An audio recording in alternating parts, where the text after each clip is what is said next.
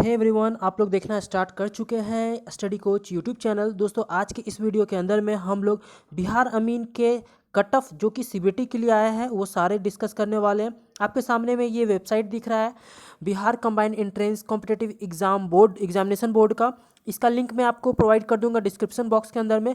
इसके अंदर में आपको नया अपडेट दिख सकता है, यहाँ 6 नए अपडेट्स आए हैं। ठीक है, इनके बारे में हम लोग बात करने वाले हैं कि इसके अंदर में क्या कट ऑफ रखा गया है, सीबीटी एग्ज़ाम जो होने वाला है उसका क्या कट ऑफ रखा गया है। उसके बाद लिस्ट ऑफ रिजेक्टेड कैंडिडेट, कौन कौन से रिजेक्ट हुए हैं, फिर वो सारे कैंडिडेट जो एलिजिबल हुए और उनका सिलेक्शन हुआ है सीबीटी एग्ज़ाम के लिए, फिर उन सारे कैंडिडेट्स का जो है आपका वो बताऊंगा कि फॉर्मूला क्या यूज़ किया गया है सिलेक्शन के लिए। ठीक है, वो सारा आपका यहाँ पर दिया हुआ है। तो चलिए, तो सबसे पहले हम लोग ये देख लेते हैं कि आप 4 नंबर जो ये आपको नंबर दिख रहा होगा, ये 4 नंबर के अंदर में एलिजिबल कैंडिडेट का आपको लिस्ट दिया गया है। तो आप इस पर क्लिक करके डाउनलोड कर लीजिएगा और आप उसमें देख सकते हैं। जैसे मैं कर भी देता हूँ। ठीक है, चलिए इसमें गया, मैं इसको डाउनलोड कर लेता हूँ। किसी भी फाइल से आप इसको डाउनलोड कर लीजिए, किसी भी एप्लीकेशन से। देखिए यहाँ पर जो है ये खुल रहा है, थोड़ा सा टाइम लग सकता है क्योंकि बहुत बड़ा पेज है। ठीक है, 9 MB का करीबन शायद ये पेज है।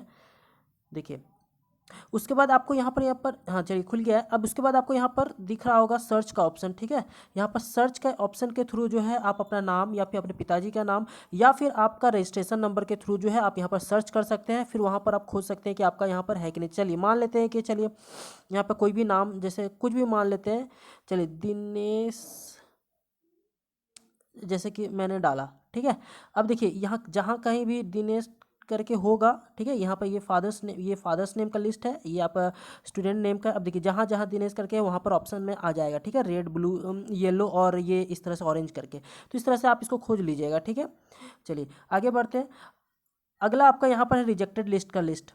देखिए 3 नंबर में है आपका रिजेक्टेड कैंडिडेट का लिस्ट, तो आप इसमें जाके देख सकते हैं। अब आपका 2 नंबर यहाँ पर दिखा देता हूँ मैं। 2 नंबर में है आपका cut off marks of CBT examination. Cut off marks of CBT examination में मैं जाता हूँ जब, तो आपको मैं समझा देता हूँ कि किसका किसका जो है कट ऑफ कितना रहा है, मतलब इसमें सिलेक्शन के लिए। तो देखिए अनरिजर्व वालों का जो है 60.90 रहा है। तो आप ये मत सोचिएगा कि आपका 60 था लेकिन आपका सिलेक्शन नहीं हुआ, मैं बताऊंगा वो भी चीज़, क्योंकि इसके अंदर में थोड़ा सा लोचा है।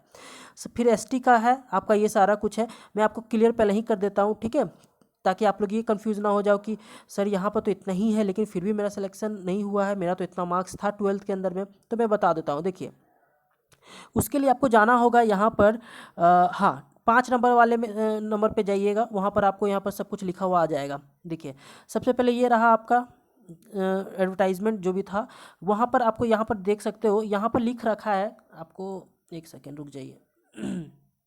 हाँ, यहाँ पर 1 नंबर वाले में आप यहाँ पर देख सकते हो formulation for short listing candidate, क्या फॉर्मूला यूज़ किया है शॉर्ट लिस्टिंग कैंडिडेट के लिए। तो देखिए यहाँ लिखा है the weightage of for the marks obtained in intermediate यानी कि 10+2 equivalent examination and work experience of the candidate shall be 75:25। इसका मतलब ये हुआ कि 75 जो है 75 मार्क्स आपका एक तरह से कह सकते हो 12th के लिए दिया गया है और 25 मार्क्स आपका क्वालिफिकेशन एक्सपीरियंस के लिए दिया गया है। ठीक है, जैसे आपको पता है कि अमीन का जिसके पास एक्सपीरियंस होगा उसको मार्क्स दिया जाता है। जैसे 1 साल के अंदर में अगर आपका एक्सपीरियंस है तो 5 मार्क्स दिया जाएगा, 2 साल का है तो 10, 3 है तो 15, 4 है तो 20, उसी तरह 5 साल का है तो 25 मार्क्स दिया जाएंगे।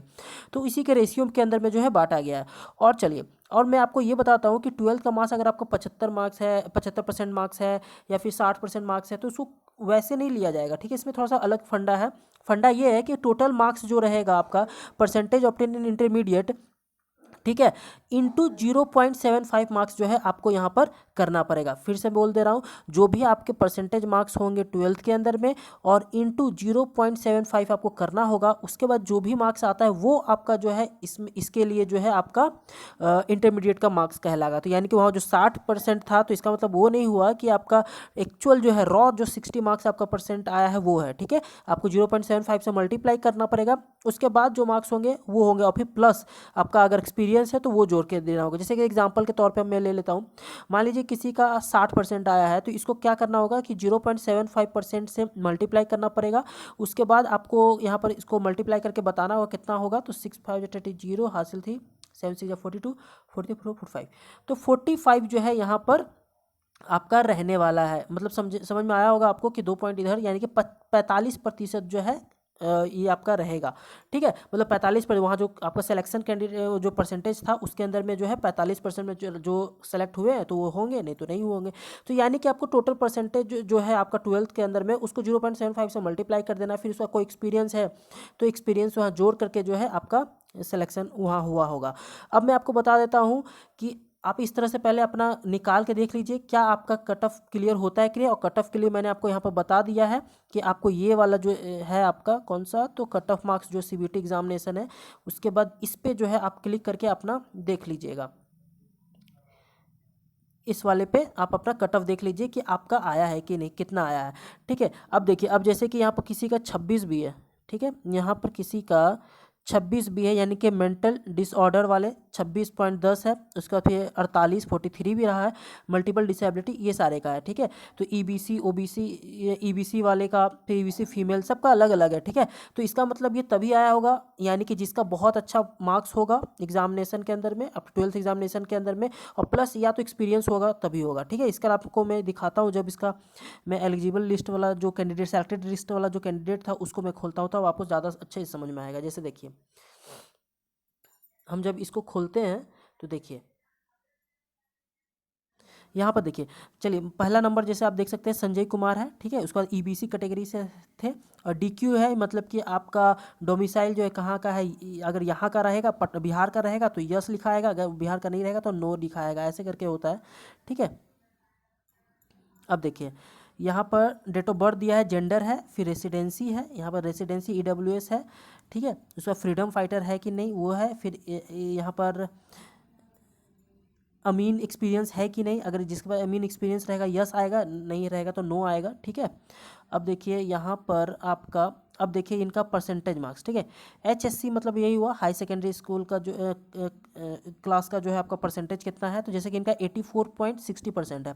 अब देखिए यहाँ पर करेक्शन कुछ टाइम भी मिला था करेक्शन करने का, तो वो करेक्शन का टाइम मिलने के बाद बहुत लोग सुधारे हैं, बहुत लोग नहीं सुधारे हैं, ठीक है। जिनका सही है वही है, तो 8460 तो इनका कोई करेक्शन नहीं था, तो 84.60 था, प्लस यहाँ पर करेक्शन इंटू 0.7 मतलब कि जो परसेंटेज था हाई सेकेंडरी हाई स्कूल का उसके बाद इंटू 0.5 किया गया तो 63.45 रहा, तो ये रहा।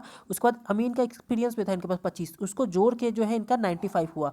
समझ में आया कैसे हो रहा है। उसी तरह से और भी आप देख सकते हो 2-3, जैसे कि अब ऐसा भी हुआ है कि एक्सपीरियंस जिसका नहीं है उनका भी सिलेक्शन हुआ है, ऐसा नहीं है, देखिए। लेकिन देखिए ये जैसे कि यहाँ पर एक्सपीरियंस इनका 0 है फिर भी इनका सिलेक्शन हुआ है, कैसे हुआ है, तो देखिए यहाँ 95.80 जो है इनका रहा था आपका सेकेंडरी हाई स्कूल के अंदर में, ठीक है। फिर इसका करेक्शन के बाद भी यही रहा, फिर इनके बाद 0.75 से मल्टीप्लाई जब किया गया तो इनका 71.85 हो गया, इसलिए इनका जो है सिलेक्शन हो गया।